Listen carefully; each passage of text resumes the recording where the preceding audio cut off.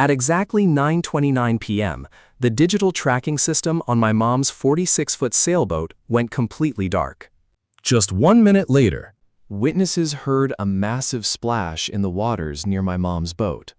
by the time morning broke, My mom had vanished, and my stepfather was facing authorities with a story about a tragic maritime accident.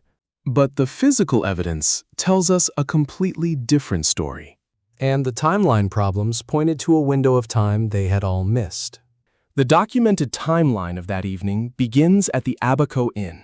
Records confirm my mom and stepfather left the restaurant, heading back to their vessel. The Soulmate, an anchored sailboat sitting roughly 100 yards offshore. According to my stepfather's statements, they never actually made it. His official story claims that during the dinghy ride, my mom was unexpectedly thrown from the stern into the Sea of Abaco, vanishing into the dark with the boat keys and her dry bag. He claims he was left without power and drifted for hours before washing ashore in Marsh Harbor at 4 in the morning. The rescue search started immediately. Local volunteers from Hopetown Fire and Rescue, including responder Jim Todd, searched the coastline using his coordinates. But the story everyone was being told began to fall apart almost immediately. To see why my stepfather's timeline makes no sense, we have to look at Marsh Harbor's geography. My stepfather claimed that once he hit land, he forced his way through dense, overgrown jungle, knocked on a couple of doors in a subdivision, and tried to stop a car that just drove off. But the actual landscape tells a different story. Rescuers confirmed his dinghy was found just west of a thick, brushy forest. Going inland meant trying to walk through a pitch-black, impossible jungle. Heading south meant running into deep water inlets before reaching Sweeting's village. Yet only 150 yards north was the Calcutta boatyard. Locals describe this place as a brightly lit landmark that glows in the dark. Why would my stepfather, looking for urgent help, Walk away from a brightly lit business and go into the pitch black? The physical inconsistencies do not stop with the landscape. He claimed the coastal rocks were razor sharp, making his walk a total nightmare. Yet when the rescue team pulled him out of the water that morning, he was still wearing simple sandals?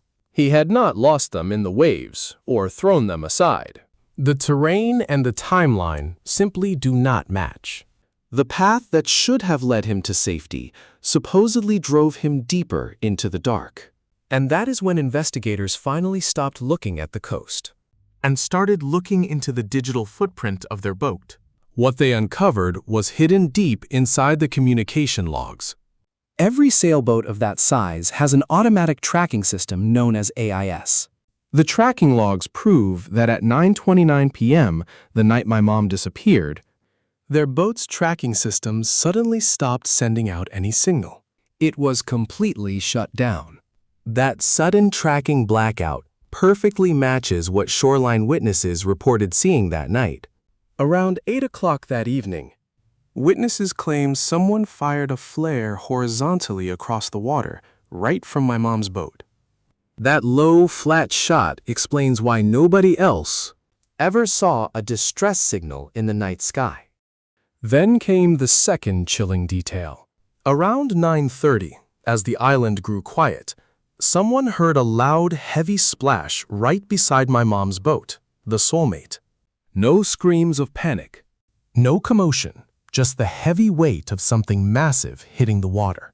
My stepfather Brian claimed he was far from the boat during those hours.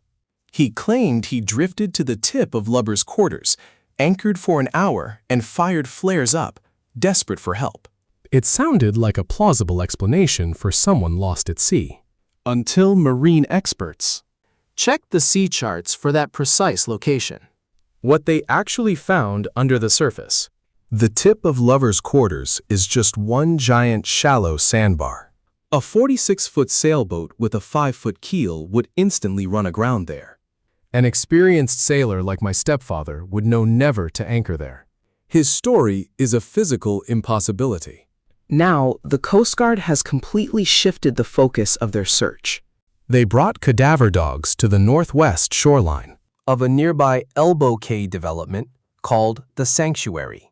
The ground there is all torn up from construction, making it almost impossible to spot where someone freshly dug the earth. At first, they were looking for my mom alive.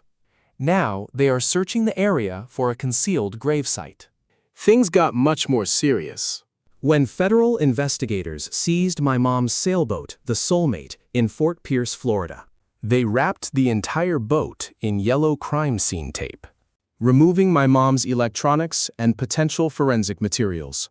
Even the dinghy's outboard motor has data chips that track exact runtimes. At 8:34 the next morning, with a police officer standing right beside him, my stepfather boarded her sailboat again, claiming he needed a hidden key. During that brief window, the tracking suddenly reactivated. Getting justice across different countries means solving these digital and mechanical lies once for all.